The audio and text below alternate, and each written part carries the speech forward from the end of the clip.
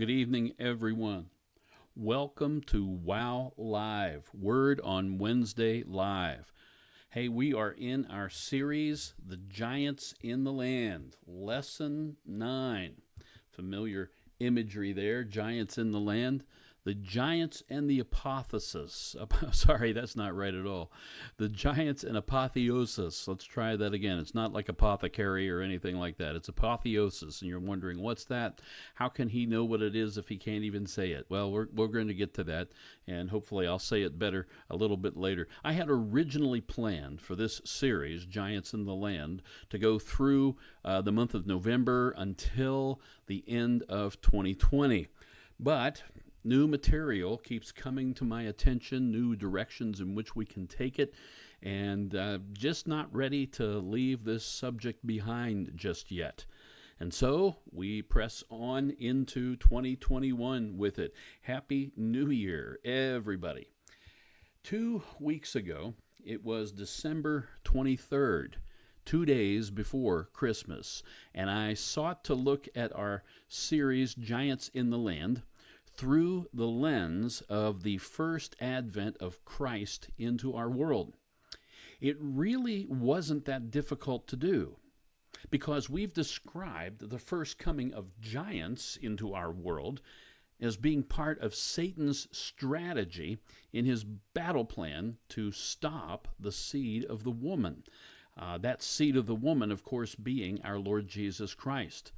Satan has tried to prevent that, and he incorporated the coming of giants and all of that as part of his plan to try to prevent that. In Genesis 3:15, the Lord God pronounced the curse and the damnation upon Satan, upon the serpent. I will put enmity between you and the woman, and between your seed and her seed. He shall crush your head, and you will bruise his heel. The spiritual war in which we are now part will be won, and has been won, through Jesus' death, his burial, and his resurrection. The whole thing has not completely come to fruition yet, but it is a done deal. Jesus Christ, the seed of the woman, has come to redeem this fallen creation in which we live. In fact, in the sermon of 2 Sundays ago, the last sermon of 2020, we learned that Jesus Christ is making everything new. Behold, I make all things new. According to the traditional church calendar, today, January the 6th, is the actual final day of Christmas.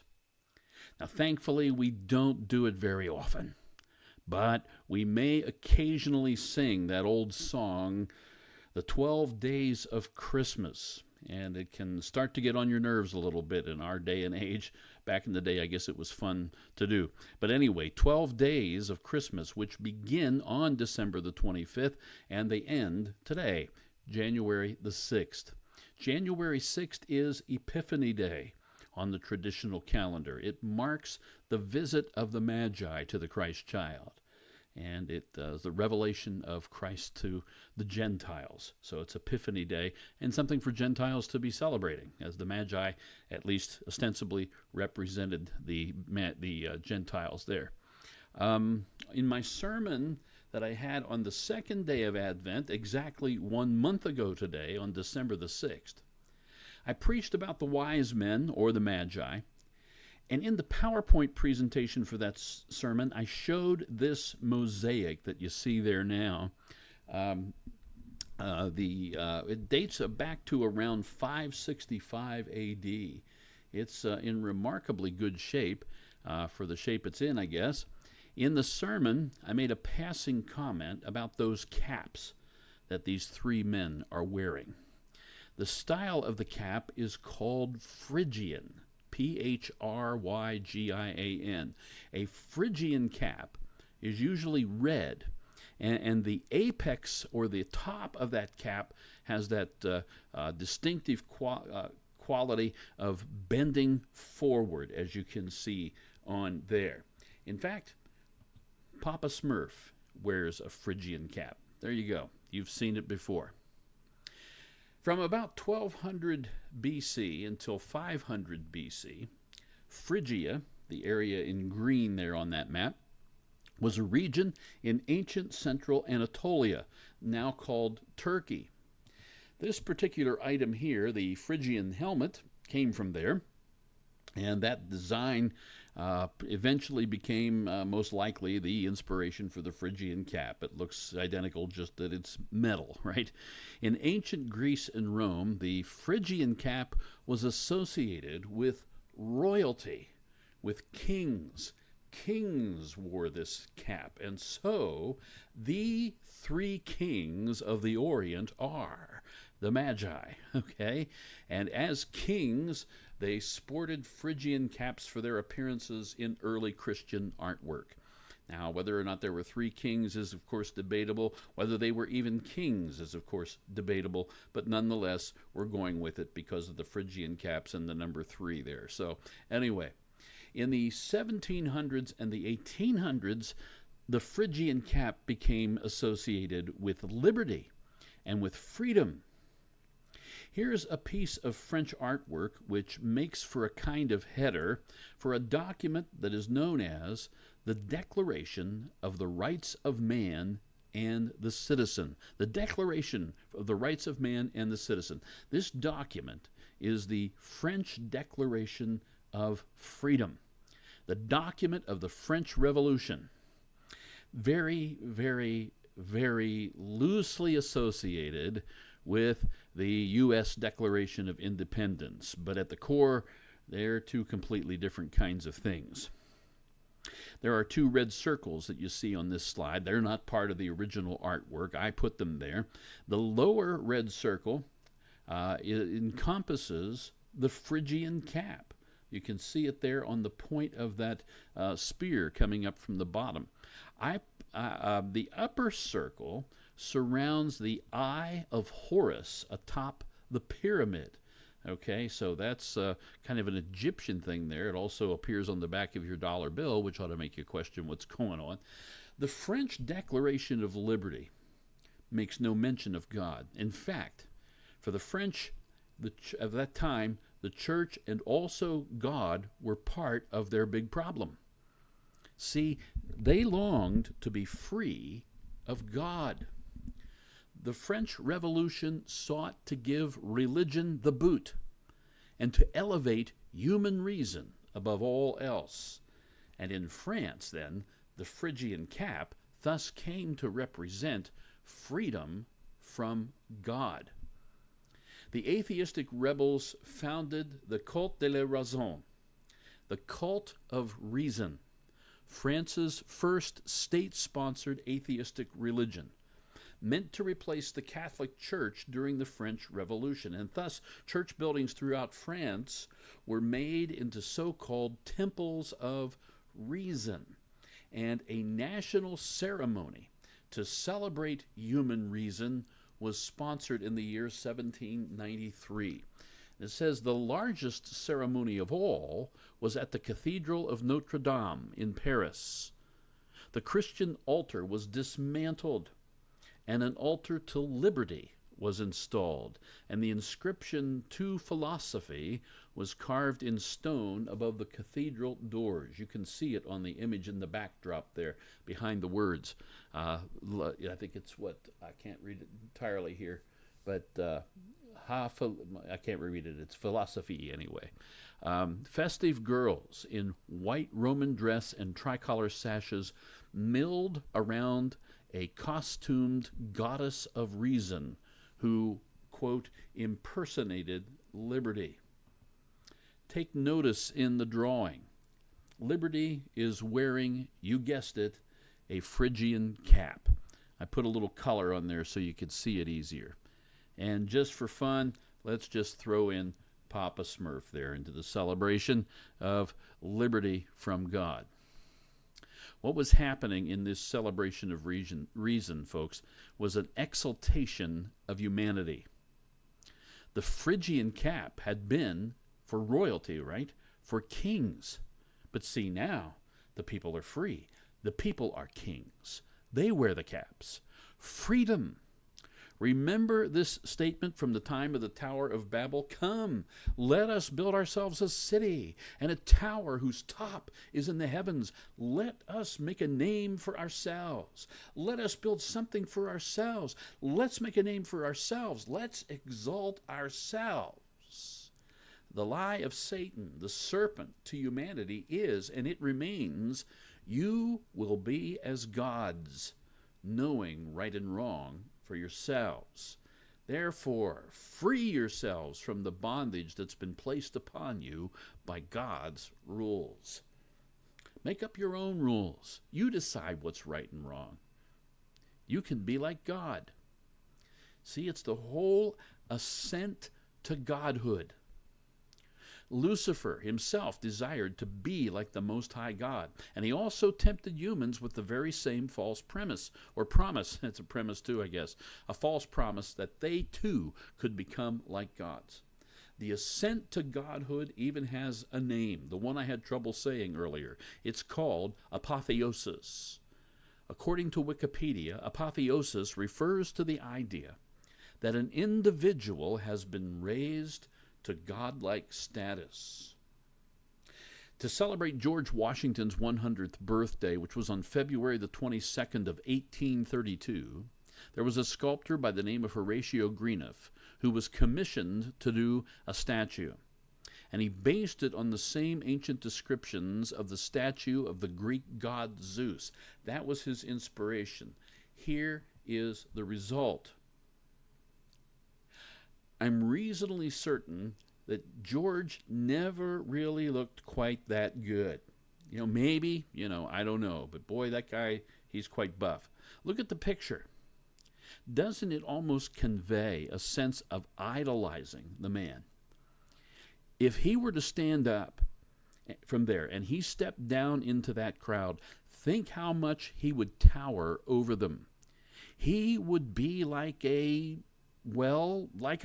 giant, right? Lincoln and Jefferson, in their respective memorials, they're large as well, but they're dressed in the clothing styles of their era. Here, Washington obviously is not. He is transcending his time and his space. He is obviously a god. Here's another work of art, a painting in the rotunda of the Capitol in Washington, D.C., which was stormed today, by the way. Very interesting. I don't know all the details there. We won't talk about it, but it's interesting that we just happen to be talking about that tonight. Anyhow, the Apotheosis of Washington, that's the name of the painting here, depicts George Washington sitting amongst the heavens in an exalted manner, or in literal terms, ascending and becoming a god. Apotheosis of Washington. Let's take a closer look at George there. Washington really looks like a god in this setting, doesn't he? On his left side, on our right, you see victory, also known as fame with a capital F, F-A-M-E. She has angel wings. She has a trumpet that she's trumpeting, and she is wearing a crown of victory on her head, a Stephanos wreath there. And on Washington's right, on our left, is Lady Liberty. And take note, class, she's wearing a Phrygian cap. Like liberty, according to the French atheists, freedom from God. Apotheosis. Be your own God, George. By George. The lie of Lucifer permeates the thinking of humans who are in rebellion against God. Now, if you take notice, there's a young fella in the lower right corner of this slide who is also wearing a Phrygian cap. Well, what is his story? Let's take a look at the tableau which he's part of. There you see him in full. Ceres, okay, is right next to him there. Ceres, the goddess of agriculture, is depicted with a wreath of wheat, and she's holding a cornucopia seated on a McCormick Reaper, which I more or less have to just take them at their word for that. I can't see it there. Maybe somebody with better eyes can. I don't know. But young America, All right, that's young America there. He's in a liberty cap, they're calling it here, or Phrygian cap, right? And he holds the reins of the horses while Flora gathers flowers in the foreground. So she's getting some flowers together. What is a Roman goddess doing on a painting in the rotunda of the Capitol building in Washington, D.C.? Is Ceres the one who has blessed America with abundant grains and wonderful harvests, a cornucopia of goods? And what is this with the goddess Minerva? Minerva, the Roman goddess of wisdom and the arts of civilization, points to an electric generator creating power stored in batteries beside a printing press.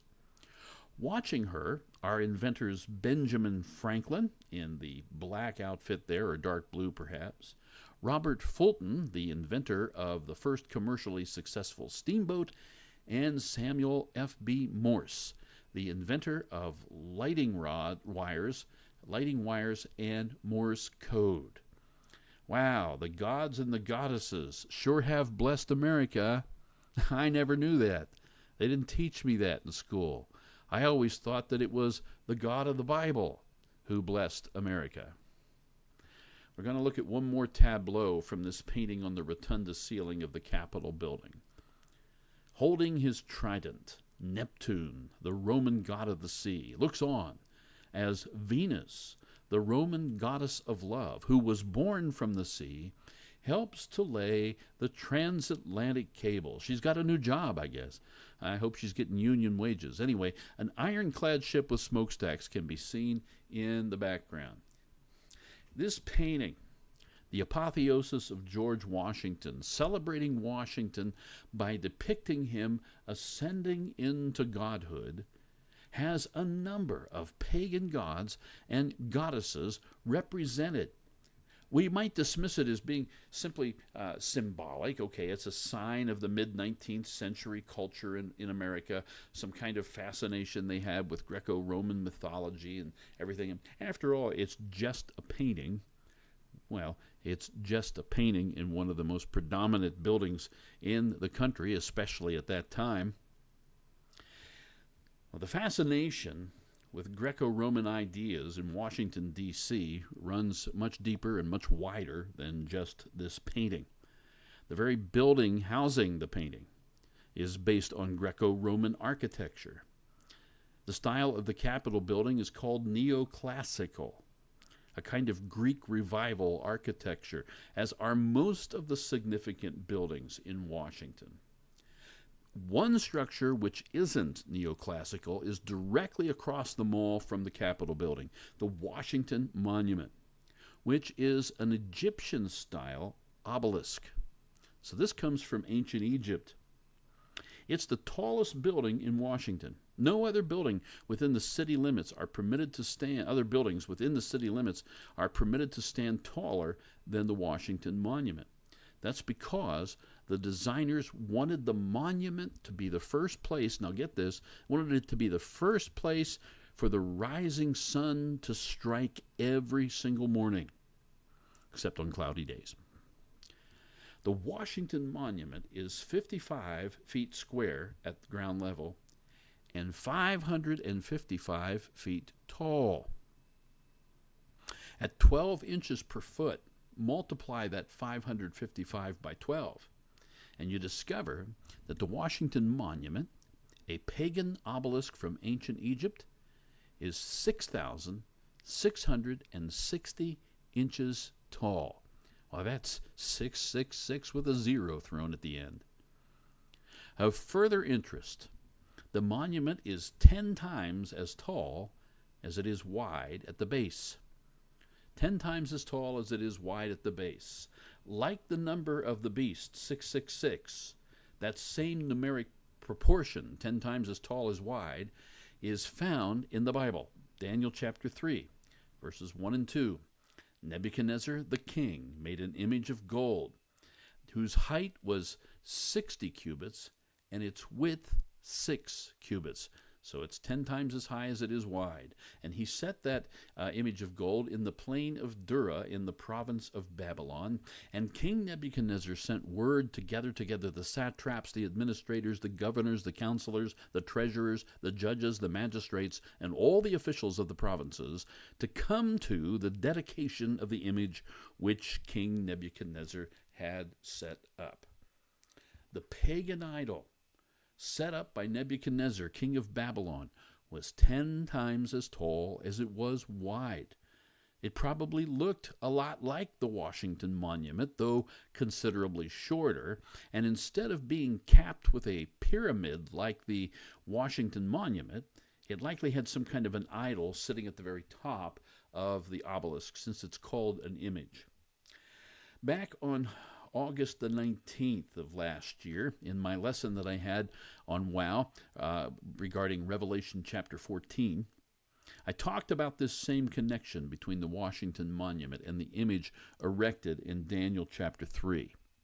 In that lesson, I said further that the obelisk was used in ancient times by the Egyptians and others for sun worship. It was a fertility symbol. The first building in Washington, D.C. to catch the rays of sunlight in the morning was originally an object originally designed, I should say, for sun worship. How fascinating is that? I'm going to make a quick change here to the audio level. We want to boost it a little bit. I'm not sure. I did usually do this before I start, so might be a little bit of a jump. There we go. I think we'll be okay now.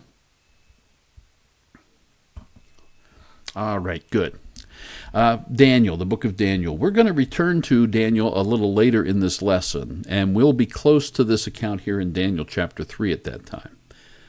But before we get there, why all this occult pagan symbolism in our nation's capital? There's a lot more than what I've showed you that's there. Why all this occult symbolism, this pagan stuff? I personally believe Satan's reach is far more pervasive into our earthly realm than what we might think. And the influence is far more subtle than what we might suppose sometimes. Now, I'm sure that some of you are starting to wonder about me by this time in the lesson. Some of you have no doubt been wondering about me for years, but, I'm never going to satisfy you folks, so no sense trying. But I mean, seriously, who really cares about Phrygian caps and what they might mean, or about Egyptian obelisks and neoclassical architecture in Washington, D.C., and Apotheosis and all of this? Well, let me take a moment to reassure you, and to hopefully direct your attention to the core central point that I'm trying to make here. I am not trying to ban the wearing of Phrygian caps, okay? I'm not saying that the creator of Papa Smurf is a Satanist or something. I'm not saying that the architect, he may be, but I don't know, I'm not saying that the architects and the builders and artists and designers who created and who laid out the nation's capital and all its buildings and so forth were necessarily in league with the devil. I'm not saying that George Washington thought that he personally was ascending to godhood and that he wanted to be sure that all future generations of Americans were aware of that, so he commissioned that painting or something. What I'm wondering about is the motivation behind the production and the creation of what I've shared with you so far this evening. What drove people to make and to do these things which obviously have an occult connection? And what is behind a whole lot more that I could share with you? What's going on? For example, why exactly did Constantino Brumidi believe that the best way to preserve the memory of George Washington, the best way to honor our first president, was to portray him becoming a god, and to do this in the Capitol building itself? I mean, this is what everybody will see, right? Why incorporate pagan gods and goddesses into the motif of this apotheosis, this ascending to godhood? If Washington really is going to heaven, why not show Moses, Noah, David, Abraham, Paul, Peter, John, or even Jesus. We could maybe debate the finer details and subtleties of symbolism and whatnot for hours here, but my most basic question lies in this: why paganism and not Christianity? I mean, I have seen the case made that our nation was founded as a Christian nation, and that the evidence for that is found throughout the buildings of Washington, D.C. Bible quotes carved into walls, Moses with the Ten Commandments on the front piece of the Supreme Court building is shown here, and references to God and providence and so forth, and quotes that are inscribed upon the walls and the memorials to founders and other great Americans. I know that all that is there. But quite frankly, folks, it looks to me like there's a whole lot more related to the occult present and to paganism in the art and architecture of the city than there is to biblical Christianity. Believe me, I've only scratched the surface with what little bit that I've shown you this evening. And my honest question to you is this: why has this happened? What exactly was going on? What has gone on in the past? Who was doing this and why? I don't know that I can answer all those questions for you tonight. Is it just a coincidence that the Washington Monument has the same proportions as Nebuchadnezzar's image as found in Daniel 3? Or did somebody think about that and decide that that's what they were going to incorporate in this? Or is it an ancient pattern that's endemic to some ancient objects of worship, and if you want to do something rightly, this is the design you have to use according to occult rules and pagan ideas? The Egyptians made use of that obelisk with the shape, with the pyramid on top of it. The Vatican has an Egyptian obelisk in St. Peter's Square, and it actually comes from Egypt. They moved it there, which incidentally, it's directly in front of a dome, the dome on the St. Peter's Basilica. And it has a remarkable similarity to what we see in our own nation's capital. Some have made the obvious observation that the obelisk out there represents the masculine, while the dome represents the impregnated feminine. A man by the name of Ori Z. Sultis of Georgetown University wrote a paper entitled "The Emotive Power of an Evolving Symbol: The Idea of the Dome from Kurgan Graves to the Florentine Tempio Israelitico." In the opening paragraphs of that paper, he writes this: "Some structures offering a dramatic setting for the transition to the underworld for kings and for clans connote the pregnant female belly, embedded as they are within the womb of Mother Earth herself, with implications evidenced by their decor and or their surviving archaeological contents for beliefs regarding post-mortem, or after death, rebirth. But these terrestrial domes," he says, "particularly larger ones, as at Mycenae, also suggest the dome of heaven. They are thus reminders of the close relationship between the realms of death and divinity, both aspects of what lies beyond our everyday, living, awake, human, mortal realm of knowledge and experience." This second idea of the dome's relationship not to the earth, but to the sky, becomes more obvious and even emphatic when the domed form is moved from within the earth out into the air above its surface. Okay, so thinking of the dome representing both pregnant Mother Earth and also the vaulted dome of the sky, when the domed form is moved from within the earth out into the air above its surface, is it too much of a stretch then to see, on the interior of one such dome, George Washington being reborn as a god, gone to live among the pagan gods up in the heavens in some sort of afterlife? It's like it was designed specifically to show that sort of thing. Satan. Satan is the father of lies, folks, including most especially this lie about ascendancy to godhood. He said of himself in his rebellion, I will set myself free from this position that I hold beneath the Creator. And I will ascend above the clouds to be like that Most High God. And when Satan tempted humanity, he said, go ahead, eat the fruit of knowledge of good and evil. Why wouldn't you? Because God knows that when you eat that, your eyes are going to be awakened to the full reality of truth that he right now is hiding from you. So set yourself free from his tyranny. Eat the fruit. You will become equal with God himself. You will be able to determine right and wrong for yourselves. Freedom. Ascend to godhood. Be free of God. I feel certain that Satan thinks he can still achieve his goal of being like God. The one person to stand in his way is, of course, the Lord Jesus Christ, the seed of the woman who would destroy him in his efforts. You see, it's really not Genesis 6:4, which says there were giants in the earth in those days. It's really not that passage that has prompted our study of giants in the land.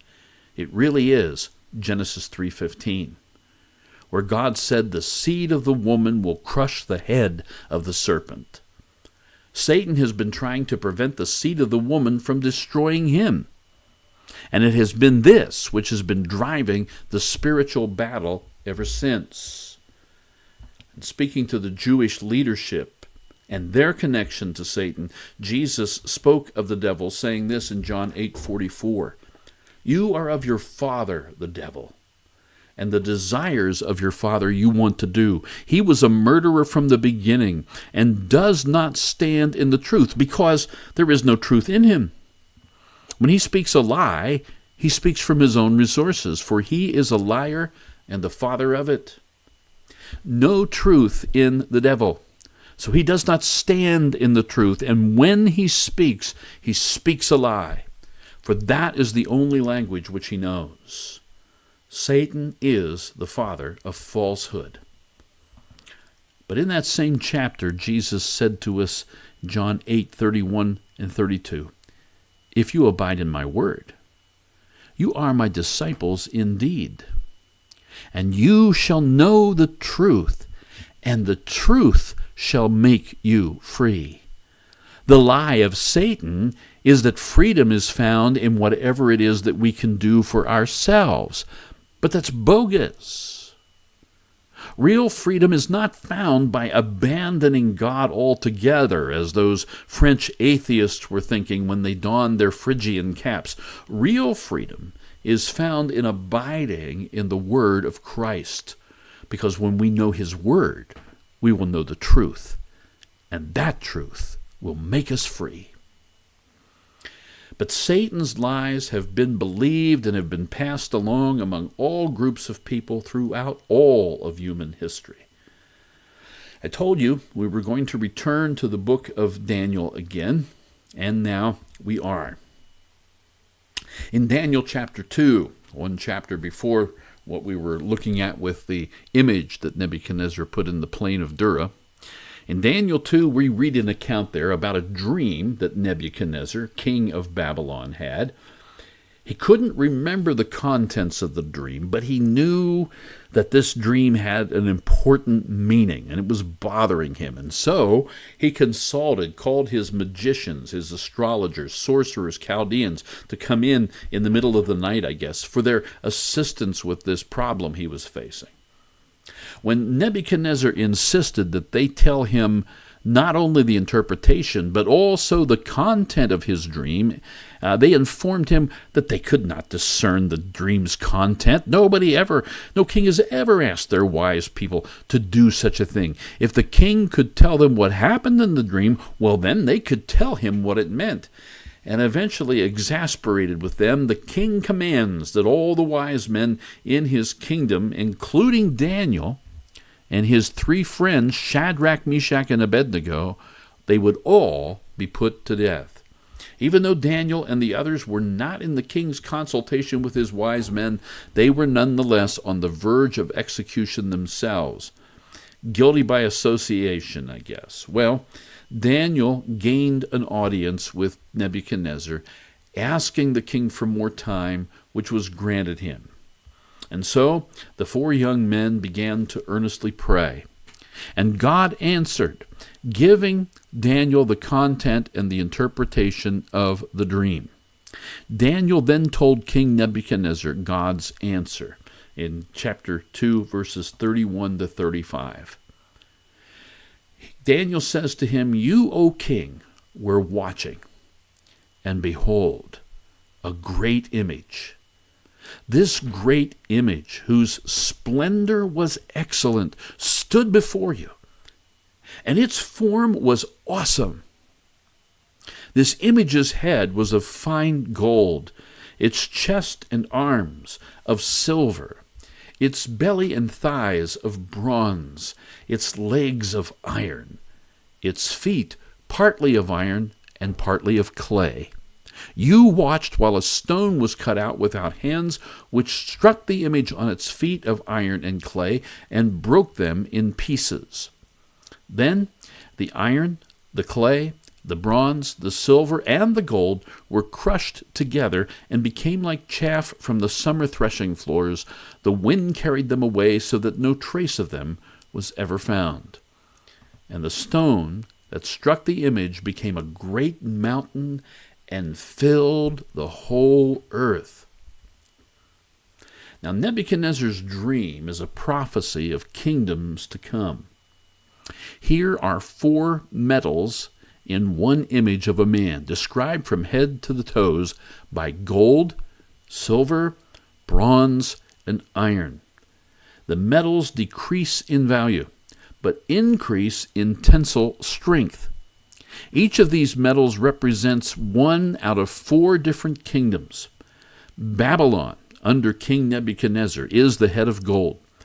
Medo-Persia is represented by the 2 arms and the uniting chest of silver. Greece is the bronze belly and the thighs.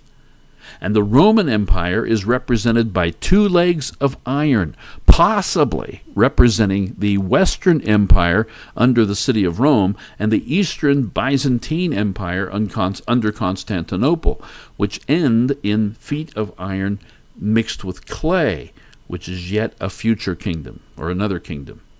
These are the pagan kingdoms of the world from Nebuchadnezzar's time downward through history.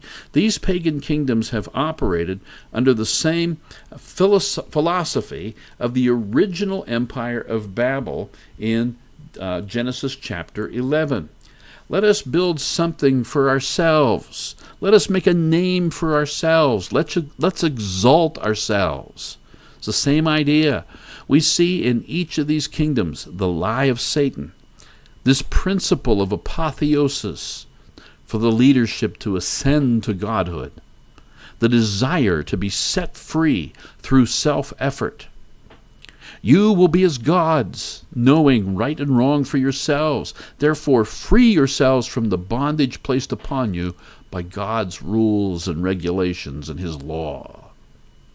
And the stone cut without hands is the seed of the woman, the Messiah, come to crush the head of Satan and his evil system of worldly rule. Notice how the stone strikes the image at the weak point, upon the feet, which are the iron that is now mixed with clay, the weakened part of the entire structure.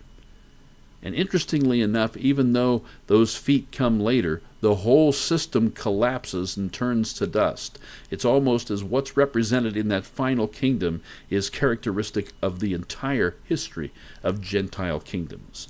The stone that strikes that image becomes a great mountain, and it fills the whole earth. And that great mountain is the kingdom that the Messiah himself sets up. This prophecy concludes with the second coming of Jesus Christ. Let's review Daniel's interpretation of Nebuchadnezzar's dream. It'll be good for you to see what the Lord says that this dream means.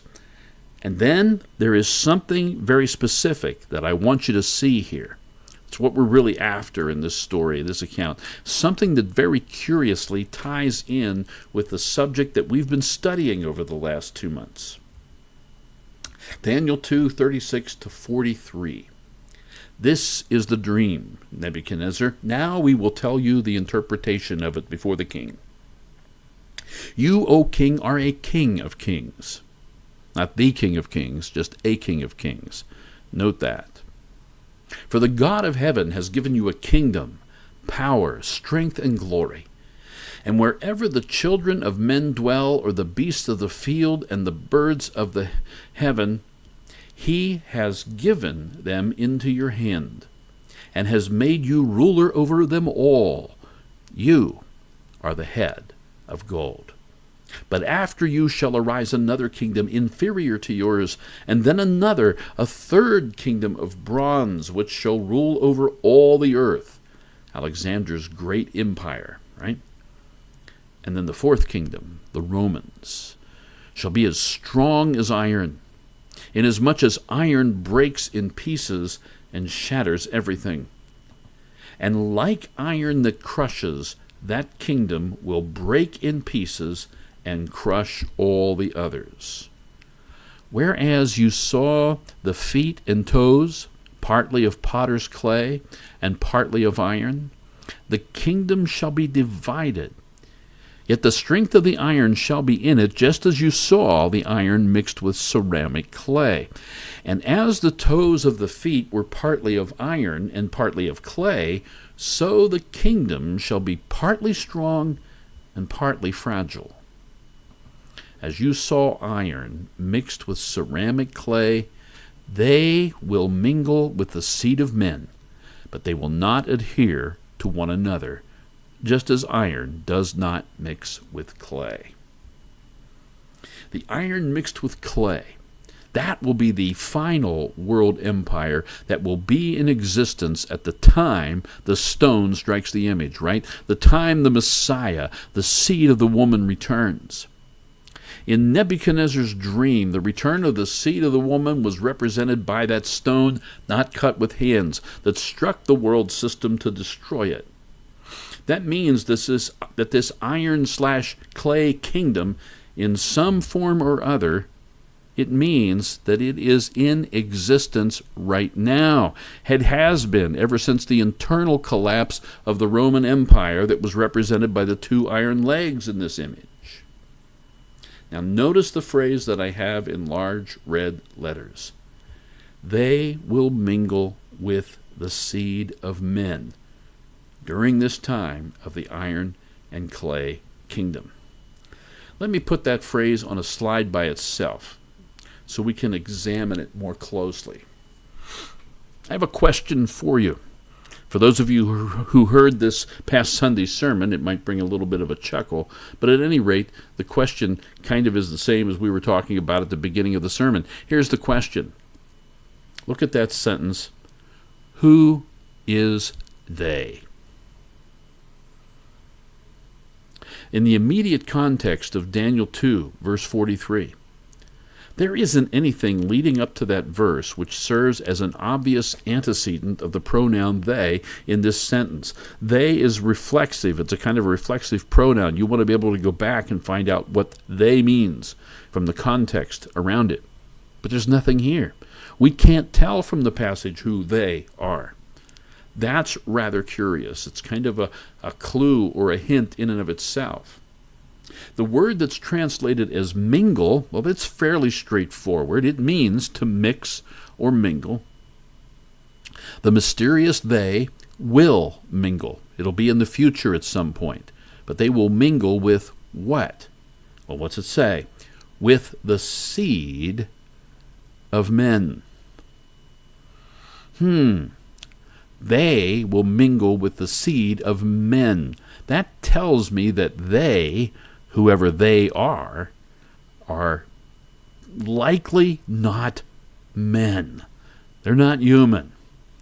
If they are to be distinguished from the seed of men, then they're not human.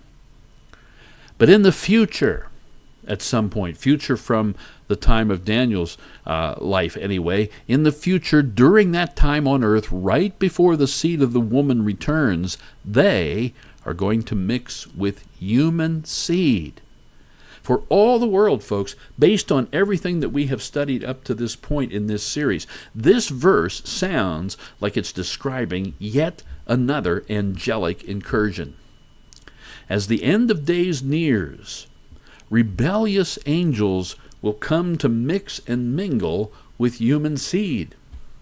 I've shown you that the original rebellious angelic incursion of Genesis 6, that was the serpent's efforts, right, to stop the seed of the woman from coming. Okay? That's what happened. Let's go mix it up with humans and stop him. With that in mind, that concept in mind now, read this verse. Revelation 19:19. I think we got to back up a little bit here. There we go. Look what it says.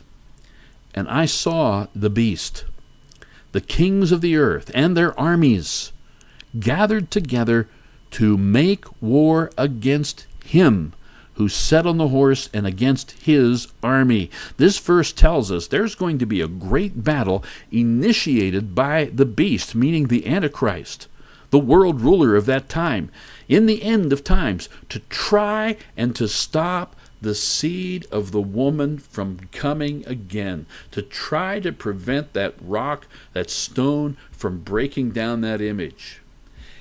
Is this future incursion, as suggested by Daniel 2:43, where angelic creatures mingle with the seed of men, is that Satan's plan to raise up armies to try to stop the second coming of Jesus Christ? Setting Revelation 19:19 alongside Revelation 12:12, we can detect a pattern of desperation that emerges on the part of the devil. Now we got to go 2 slides. There we go. Look at what Revelation 12:12 says. Therefore rejoice, O heavens, and you who dwell in them.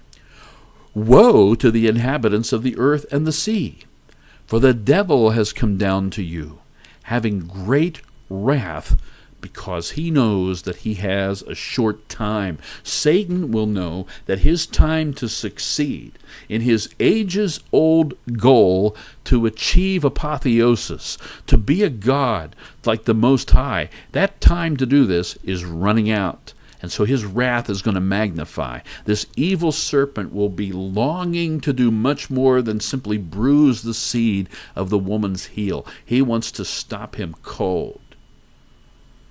In his description of the end of days, Jesus told his disciples in Matthew 24:37-39, but as the days of Noah were, so also will be the coming of the Son of Man.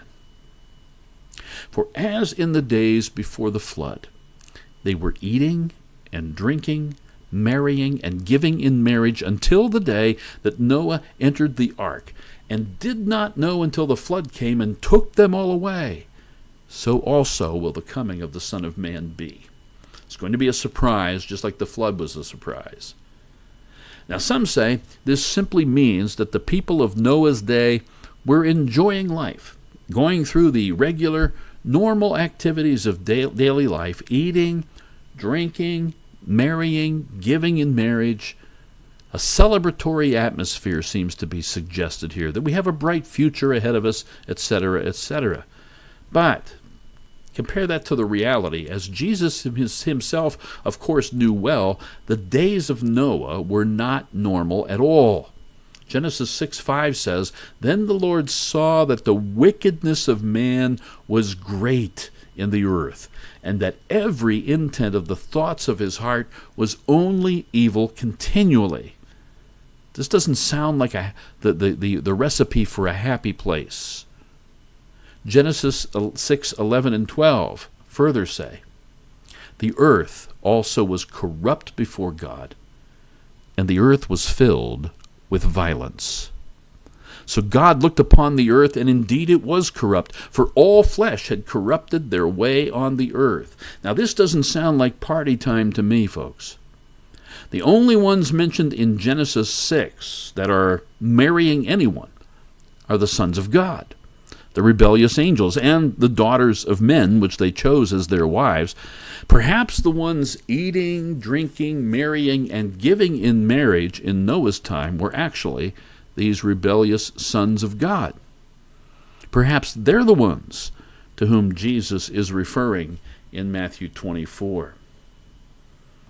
The flesh was corrupted before the flood, and there was violence on the earth. There seems to be a connection between the corruption and the violence. It sounds like the giants could well have been warring against the humans. If their agenda, the giants' agenda, the Nephilim agenda, was to prevent the seed of the woman from coming, well then, genocide of the human race certainly would have been a likely policy. Let's eliminate as many humans as we can so that there are none left. Now, Jesus said that as the days of Noah were, so shall the coming of the Son of Man be. Imagine an intermingling of human seed with evil supernatural beings that produces hybrids. What would that look like in our time? Wouldn't such a race of hybrid beings seem to be superior to humans in either time, either back in Noah's day or now at the time of the coming of the Son of Man? Do you think those superior hybrid beings would feel like they are superior? Do you think that's what they'd be thinking of themselves? If so, how do you suppose they would treat human beings? Like helpless people who really need our help? Bringing this back to Daniel chapter 2, verse 43, which tells us about the mix of others with the seed of men. It's interesting to note during the time when the Lord will return, that though they mingle with human seed, notice it says the two groups, they will not adhere to one another. One commentator I heard suggested in his talk about this that the mingling of the seed could be done artificially without any physical relations. There could be mixing, you see, without physically adhering to one another. That's something to think about, artificially taking care of producing this seed, this mixture, these hybrids. Now, slight change of subjects as we draw to the end tonight. As you well know, and as well as I know, there are those who believe that everything happened completely by chance. No God, right? In other words, there was no creator of the universe speaking things into existence. Rather, it all came about by a random process involving time plus matter plus a lot of chance. Life arose on earth by chance, and it evolved over time into a totally non-directed fashion to produce everything that we see on earth, including ourselves. This is the story. This is the tale told. But among that crowd, some have identified it a very serious problem.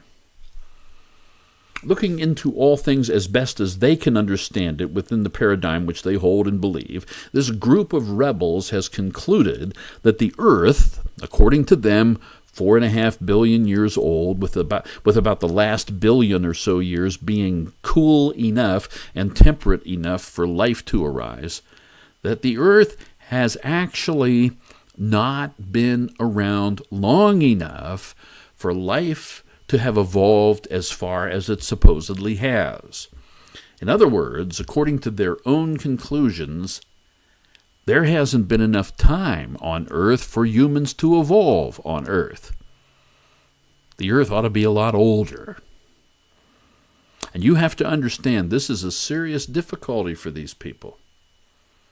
As they began to realize, I should say, the inadequacies of their own theories, it really rocked their worldview, okay? Now, you would think that confronted with something like that they would say, well, then, there must have been a creator after all. But no, These are the same kinds of human beings that we all are, the same kind of human beings who have been told, we can become gods. We can master the universe ourselves. They believe the lie, right? Science will give us the power to control everything. So they know that they need outside help to get humans on Earth. Their theory says doesn't give them enough information for this to happen. So it must have happened from outside of Earth. But that help can't come from God. No. Not according to them. No way. We can't let a divine foot in the door. That doesn't fit their other theories, right? And so they have, these ones who have recognized this problem at any rate, they've proposed an idea that they call panspermia. The simple definition of panspermia is that life was seeded, S-E-E-D-E-D. Life was seeded on Earth by intelligent beings from other planets. Well, we're out of time for tonight. And I know I've left you with kind of a cliffhanger ending here, with ETs roaming the streets of New York City or someplace.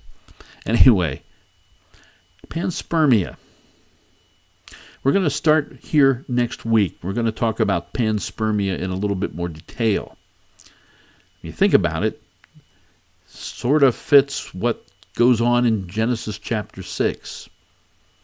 Think about the connection. I want you to think about this idea of life being planted on Earth by intelligent life from another world. I obviously don't believe such a thing, all right? In case I have to explain it to you, I don't. And I'm certainly not going to try to convert you or suggest that you believe this. But what I want you to do in the intervening time between now and next week, I want you to consider how such an idea as this, an idea like panspermia, might be useful to Satan, the evil serpent, as he carries out his plan, or seeks to carry out his plan, to hold back and prevent that stone, that seed of the woman who's coming to blast Satan's agenda to smithereens. How might he use something like this? Just because you and I reject the notion of panspermia doesn't mean smermia? I don't know. Smurfia, that's what it is, with the hat, the Phrygian cap. Now, panspermia, just because we reject that doesn't mean that there's no one who believes it. In fact, there are many who see this as a very real possibility, that this is how life got here. Therefore, think of panspermia as a tool that can be used by supernatural evil to deceive humanity and then to misdirect them regarding the second coming of Jesus. Think about that between now and next week. If you have any questions or comments about that, I'd love to interact with you about it. So don't be afraid to shoot me an email or call me or whatever. All right? In any case, see you folks next week.